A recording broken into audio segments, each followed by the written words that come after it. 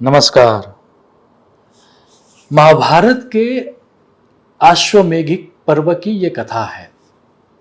महाभारत के युद्ध की समाप्ति के बाद जब सब कुछ सामान्य सा लगने लगता है, युद्ध खत्म हो गया, पांडव अच्छी तरह से राज करना स्टार्ट कर दिया।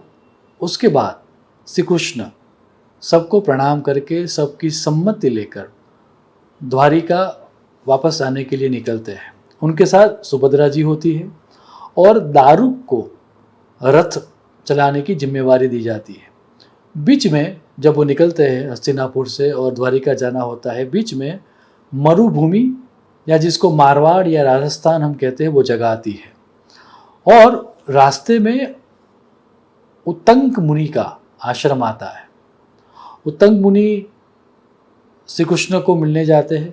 ग्रीट करने के बाद कुछ क्षणों के बाद उत्तंक मुनि पूछते हैं, केशव क्या आपने पांडव और कौरव के बीच सब सामान्य कर दिया, सुलह कराए, वहाँ पर कैसी परिस्थिति है? श्री कृष्ण जवाब में कहते हैं कि युद्ध हुआ और सिर्फ 5 पांडव बचे, बाकी सबका नाश हो गया। ये सुनते ही उत्तंक मुनि क्रोधित हो जाते हैं और ये कहते हैं, ये कैसे हो सकता है? आप तो समर्थ हो, आप सामर्थ्यवान हो, आपको ईश्वर का अवतार कहा जाता है, आपने युद्ध को क्यों नहीं रोका? और क्या पांडव आपको ज़्यादा पसंद थे इसलिए उनको बचा लिया? उस तरह की अनाप शनाप बातें करते हैं और थोड़ा और क्रोधित होकर ये कहते हैं कि मैं तुम्हें श्राप देता हूँ। श्राप की बात सुनते ही श्री कृष्ण खड़े हो जाते हैं और इन्हें कमांडिंग लैंग्वेज और इन्हें कमांडिंग टोन बात करते हैं कि आप शांत हो जाइए मुनि, आपने काफ़ी मेहनत करके अपने तपोबल को प्राप्त किया है, सो अपने तप को वैसे ही नष्ट मत कीजिए। बुद्धिमानी व्यक्ति का लक्षण ये है कि पहले वो पूरी बात सुन ले, उसके बाद क्रोध करे। तो आप बैठ जाइए, पूरी बात को सुन लीजिए। उत्तंक मुनि बैठ जाते हैं। श्री कृष्ण पूरी बात कहते हैं, कैसे वो शांति दूत बनकर गए, कैसे उनको बांधा गया, सिर्फ 5 गांव मांगे वो भी नहीं दिया, फिर युद्ध अनिवार्य हो गया और युद्ध हुआ।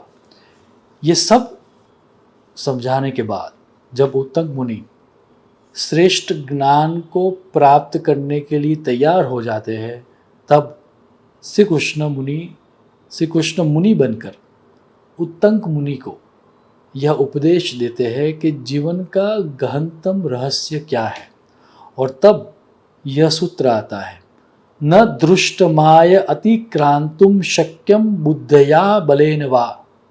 अर्थात जीवन में कुछ बातें ऐसी होती है जिसको बुद्धि से, दैट मीन्स आदमी कितना ही बुद्धिशाली क्यों ना हो, अपनी इंटेलिजेंस से चेंज नहीं कर सकता, ना ही अपने बल से, दैट मीन्स कितना ही सामर्थ्य उसके अंदर क्यों ना हो, कुछ बातों को जीवन में नहीं बदला जा सकता। ये ज्ञान प्राप्त करके जो चीज़ों को हम नहीं बदल सकते उसका स्वीकार करके ही हमें शांत होना चाहिए। इस तरह के मूल्यवान ज्ञान की प्राप्त करने के बाद उत्तंक मुनि का मन शांत होता है और वह श्री कृष्ण को आशीर्वाद देते हैं। कथा तो यहाँ पर समाप्त हो जाती है, लेकिन पूरी कथा का सार यही है कि हम सबके जीवन में कुछ बातें ऐसी होती है जिसको नहीं बदला जा सकता, तो वैसी बातों का स्वीकार करना ही समझदारी है। हम सब के अंदर ऐसी विवेक बुद्धि का जन्म हो कि जिन जिन चीज़ों को हम बदल नहीं सकते उसका स्वीकार कर ले। ऐसी ईश्वर को प्रार्थना करते हुए मेरी वाणी को मैं विराम दूंगा। शुभम भवतु। प्रणाम।